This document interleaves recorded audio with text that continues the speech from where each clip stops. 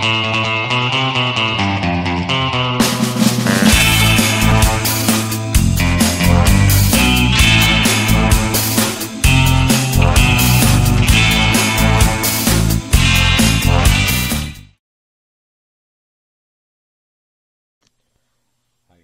I'm back with another unboxing for my latest order from cubezz.com, C-U-B-E-Z-Z.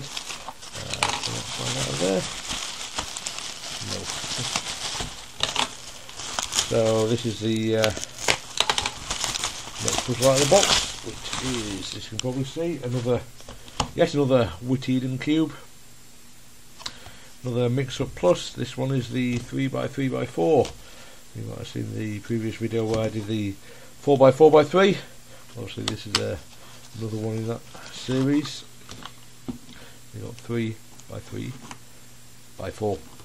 So as with all the other Mixup Plus cubes, oh wow, just superb quality these are. They just turn so well, it's brilliant. Considering the complexity of the puzzle, it really is just superb quality. I know I gushed about it in the last video as well, but it really does. When you play with something like a Shengxiao cube or something like that feels great. And I know it's a lot of extra complexity, but a large Shengxiao cube, and they turn well. Considering the complexity, they're really good.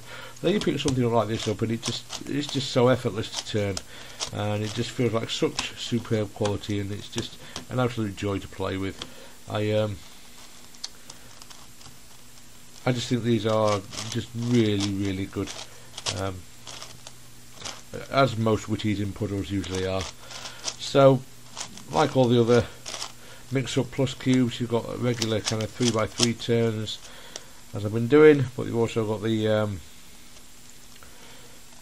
Mixup moves, which allow you to do 45 degrees on each of the 45 degree turns on each of the center layers, which means you swap edge pieces and center pieces, and you also split up these inner edge pieces from their neighbours. So nothing really different about this one, just a different configuration of pieces. I suspect this one's probably a harder one because you've only got the, without going into too much detail about how I go about solving it, because we've only got two layers of the 4x4 sides, I kind of need more to be able to solve them the way I go about solving the 4x4 Mixup Plus. I need more than 4 edges to work with, so I'm not sure exactly how I'm going to go about this one as yet, but I will give it a try. So yeah, let's get this one scrambled up. I'll scramble it up as a 3x3 to begin with, then we'll get some of the 4x4 slices scrambled up before finally doing some random mix-up turns with all the other layers. So let's just line up all the 4x4 layers. That is to twist, and I can go in there.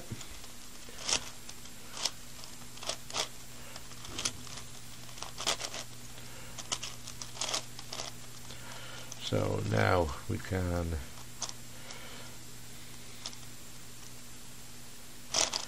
do some mix-up turns on those two layers and get those well and truly scrambled among themselves. So we're always getting turns available to us where we can actually split those two layers up. That's what we're interested in. As soon as we start mixing them with the 3x3 layers, these turns like that will become blocked. So I need to get those as scrambled as I can before I move on to mixing up the 3x3 inner edges. Oh, what have I done there?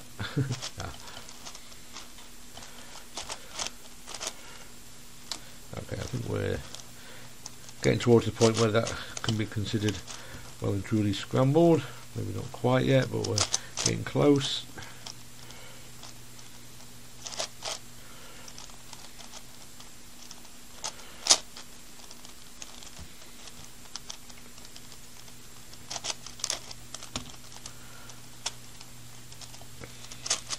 Okay then, so now we can just do some random mix-up turns to finish off the scramble.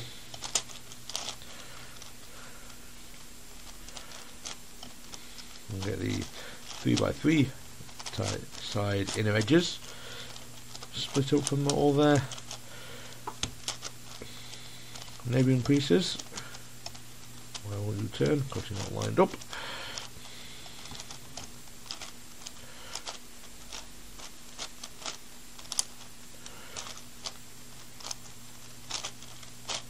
Okay, that's looking quite a mess now, isn't it?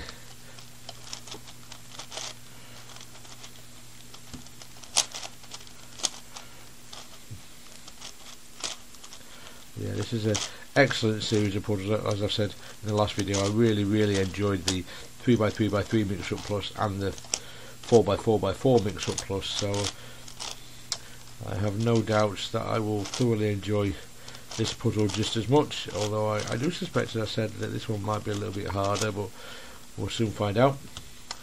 So yeah, I'll call that scrambled. I'll go away and have a play and get back to you once I've done so.